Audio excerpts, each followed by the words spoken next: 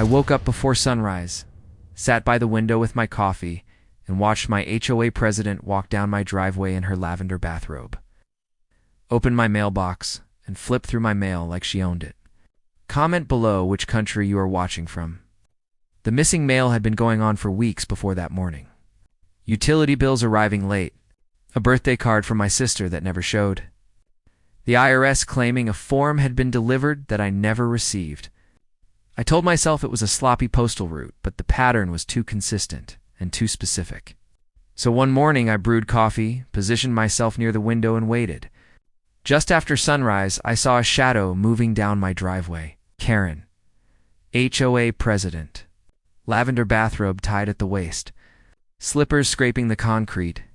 She walked right up to my mailbox, yanked it open, and rifled through my mail with the practiced ease of someone who had done it many times before. I nearly dropped my mug.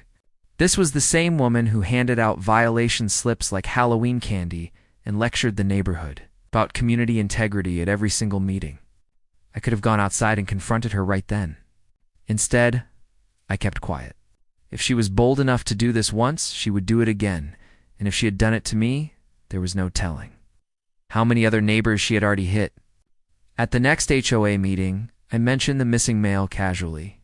Karen smiled, tilted her head just enough to make her pearl earrings swing, and said, "Oh, you know how unreliable the post office can be," and laughed it off in front of the whole room. She was not laughing at the post office. She was laughing at me. Tampering with mail is a federal crime under 18 U.S.C. 1708, carrying fines and up to 5 years in prison. I called the United States Postal Inspection Service the same day. Most people do not even know they exist, but they are the oldest federal law enforcement agency in the country, and they take mail theft dead seriously.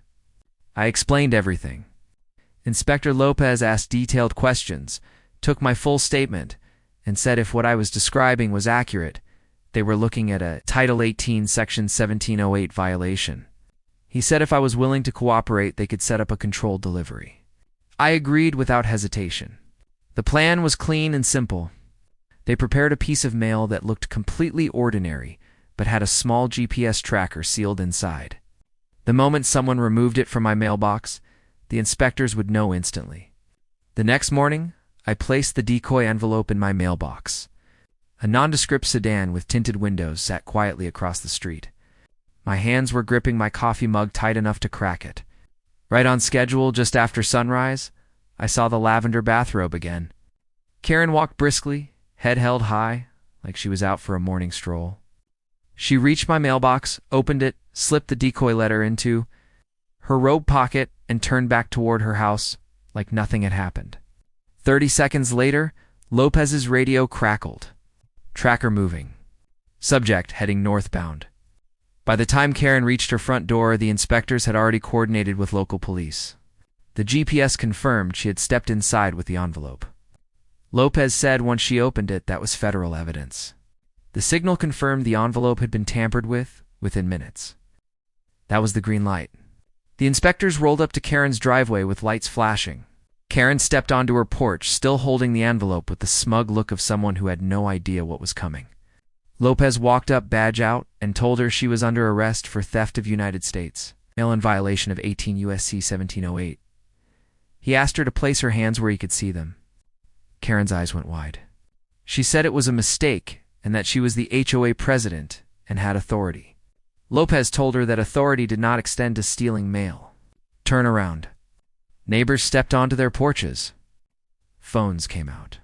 Karen was cuffed on her own front step in broad daylight, still in her bathrobe. The woman who had spent years making others feel small in HOA meetings was being read. Her rights on her own porch while the entire neighborhood watched. Lopez told me the charges would stick. He was right. Karen was indicted on multiple counts of mail theft within weeks. The HOA board voted her out unanimously. Neighbors who had spent years afraid to challenge her at meetings were no longer afraid. Some laughed. Some shook their heads. But nobody feared her anymore. I did not even care that much about the stolen letters by the end. What I cared about was that real accountability had arrived. When you tamper with someone's mailbox, you are not playing neighborhood politics anymore. You are dealing with the federal government, and they do not play around. Drop a like if this story hit different and tell me in the comments what you would have done the morning you watched your HOA president go through your mail.